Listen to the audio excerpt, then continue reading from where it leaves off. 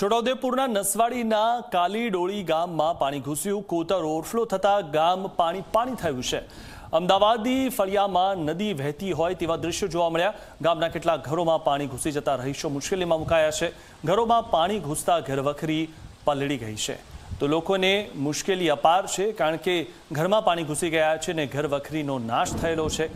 રસ્તા પરથી જાણે નદી વહેતી હોય તેવા દ્રશ્યો જોવા મળી રહ્યા છે। કોતર ઓવરફ્લો થતા ગામ પાણી થઈ ગયું છે અને ગામમાં ચારે તરફ જ્યાં જુઓ ત્યાં માત્ર પાણી જ પાણી જોવા મળી રહ્યું છે અને આ જે પાણી છે તે લોકોના ઘરોમાં પણ ઘૂસી ગયા છે। આ વિશે વધુ માહિતી મેળવી અમારા સંવાદદાતા હકીમ ઘડિયાળી પાસેથી। હકીમ, જે રીતે રસ્તા પરથી નદીઓ વહેતી હોય તેવા દ્રશ્યો જોવા મળ્યા છે અને લોકોના ઘરમાં પાણી ઘૂસી જતા લોકોની ઘરવખરીને નુકસાન થયું છે, શું હતું?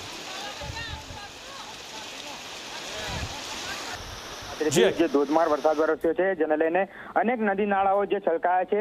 નસવાડી તાલુકાના કાલીડોળી ગામના જે અમદાવાદી ફળિયા છે ત્યાં પણ પાણી ઘૂસ્યા છે।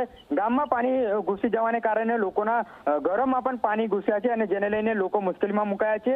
ગામની અંદર જાણે નદી વહેતી હોય તેવા દ્રશ્યો સામે આવ્યા છે।